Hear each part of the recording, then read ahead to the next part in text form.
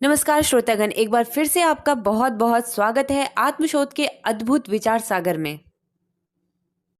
अगर आपको हमारे द्वारा बनाई गई वीडियोस अच्छी लगती हैं तो आप वीडियो को लाइक कर सकते हैं और उसके साथ ही साथ बिल्कुल ना भूलें हमारे चैनल को सब्सक्राइब करना और बेल आइकन पर जरूर क्लिक कर लें, जिससे कि आने वाली हर वीडियोस की नोटिफिकेशन आपको आसानी से मिल जाए। आपके पास कितना नॉलेज है, परीक्षक को अंदाजा नहीं लग पाता है।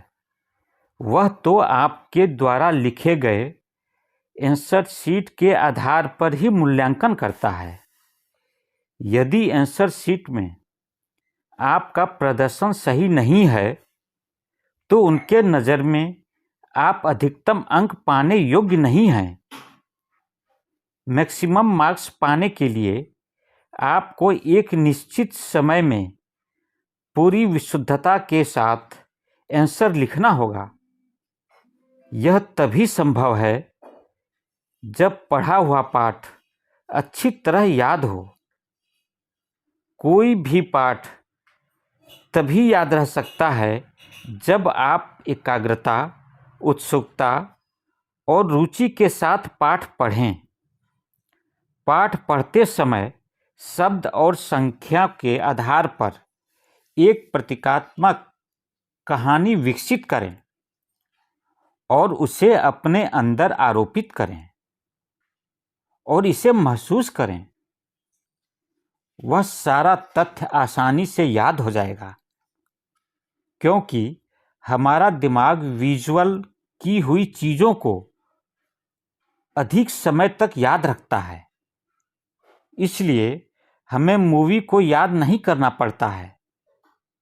इस तरीके को जब हम प्रयोग करते हैं तो हमारा दिमाग हर जानकारी को आसानी से स्टोर कर लेता है।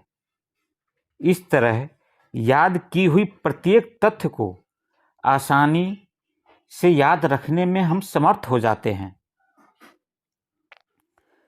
सभी पढ़े हुए चैप्टर को किताब बंद करके लिखना चाहिए, फिर चेक करना चाहिए कि कहाँ गलत है और कहाँ सही।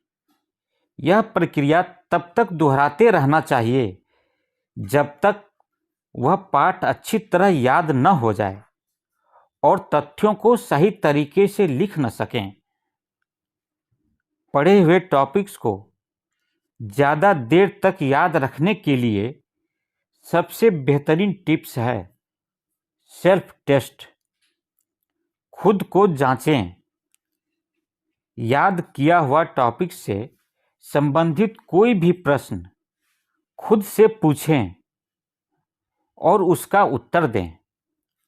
यह प्रक्रिया आपके दिमाग को तेज करता है और उत्तर देने के कौशल को निखारता भी है। इसके बाद रिवीजन अवश्य करते रहें ताकि एग्जाम के समय परेशानी न हो। प्रत्येक पढ़े हुए चैप्टर को एक निश्चित अंतराल पर रिवीजन करते रहें ताकि एग्जाम के समय अच्छे तरीके से याद रखकर प्रकट कर सकें। किसी भी टॉपिक्स को पढ़ने के 24 घंटे के पश्चात रिवीजन जरूर करें। फिर एक सप्ताह बाद खुद को जांच करें और रिवीजन भी करें। फिर एक माह बाद भी लगातार रिवीजन कर हमेशा खुद का टेस्ट लेते रहें।